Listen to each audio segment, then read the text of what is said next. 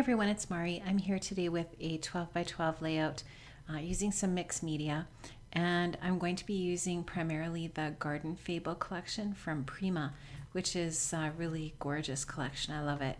And you know, the really neat thing about using this patterned paper that's a bit distressed is that it does a lot of the work for you ahead of time. So it's a really nice base for a layout. So I'm working with a Prima stencil there as well, and some distress ink in a dark gray, and I'm just putting that on there with a distress tool or with a Tim Holtz tool, and I'm just going to work that onto the edge. In retrospect, I think I probably would like to have left that over a little closer to the edge, that stenciling, but this is how it is. So anyway, yeah, that's where it ended up. So I'm just going to dry that a little bit, and I am going to start working on some layers. So this layout was inspired by Gabrielle Polacco, and I love her channel. She is just amazing, and if I remember, I will leave a link to her channel below this video, but she is just a fantastic inspiration. Love her work. And so I'm just going to distress the edges of that paper a little bit. And I actually primed this paper with some clear gesso ahead of time because I knew that I was going to be using some mixed media. So this is a picture of my daughter, printed it in black and white. And I just used that Blue Fern Studios chipboard frame to just traced around that frame a little bit on that 4x6 photo, and then I just cut around Bailey's photo there just so that it would fit in behind this chipboard frame. So love the Blue Fern Studio chipboard pieces. I find them really hard to get here in Canada. Even online stores, I find they're a little bit more difficult to find, but I was able to find these actually in a storefront store, and I bought a whole bunch of pieces of the Blue Fern chipboard. So I'm just going to take a variety of different papers, and some of them are Prima. Some of them, there's a couple of pieces of crepe paper craft market in here, and I think that polka dot paper is one of them. I stick a doily in there, and I'm just going to work on creating a base using a bunch of different pattern papers, and that's what I will mount that photo of Bailey onto with that chipboard frame. So most of the papers though that I'm going to be using are from the Prima collection. So you can see that I have put some Inca Gold on that chipboard. I've covered it with some chipboard, and you saw me doing that. I didn't cover it with some chipboard. I covered the chipboard with some Inca Gold, and you saw me doing that there a couple seconds ago there. So that's nice stuff to work with too. The only thing is you have to really be careful that you're not letting it dry out and that. So you just have to make sure be careful how you store it and so on. So I'm just, creating those layers with those different little pieces. I don't know what's wrong with me today. I feel like I'm in some kind of a fog. So hopefully I'm making sense here.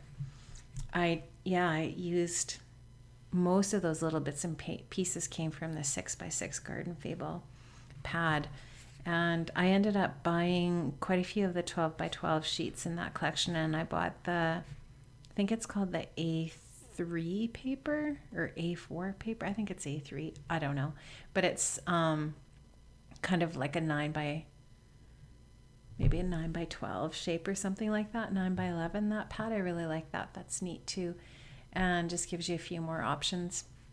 So the one paper in the pad that I couldn't find in the 12 by 12 sheets it's got a lot of the pink on it, and I would have used more of that on this layout, I suppose, but I am hoarding it a little bit because I couldn't find the 12 by 12 sheets of it. So I do use bits and pieces of that here and there on the layout. So I'm just trying to get a neat shaped base there so that I can put that photo over top and have kind of some interesting bits of paper coming out from the edges of that circle frame. I actually didn't really like the shininess of all of that Inca Gold on there, so I ended up distressing the frame a little bit with some navy ink, and you'll see that as the layout continues. So this is a Prima stamp, and it's just got some leaves and little birds and stuff on it, and I just wanted to put that on there to add a little more detail to the background. And yeah, I ended up, oh yeah, this is a Bow Bunny stamp. I like this one too. It's kind of looks like chicken wire. I ended up putting some things down and then changing them a little bit too. So I don't know. I just kind of was in a weird frame of mind today when I was working on this and couldn't really make up my mind about what I wanted to do. So I hate it when that happens, because it ends up, sometimes it can take me like, well, just simply way too long to finish a layout. So it's kind of ridiculous. So one of the things that I changed is that piece of that wood shape that's just under by where I'm inking there that says Natural Beauty. And I was looking at that and I was thinking, oh, Bailey would absolutely hate that. So I ended up taking it off of there and changing it. She's a pretty modest person, so yeah, I don't think she would have liked that. So I took it off of there, and I ended up putting a little butterfly there anyways instead. So, and I ended up changing that flower too. I don't end up keeping that flower there either. I don't know. I was in some kind of weird mood today. But you know what? All these little bits are from that Garden Fable collection. It's really cool. There's chipboard pieces, and there's feathers, and there's these little wood pieces like that bird that I'm putting on there right now, and there's some cardstock ephemera, all kinds of stuff. I really like it.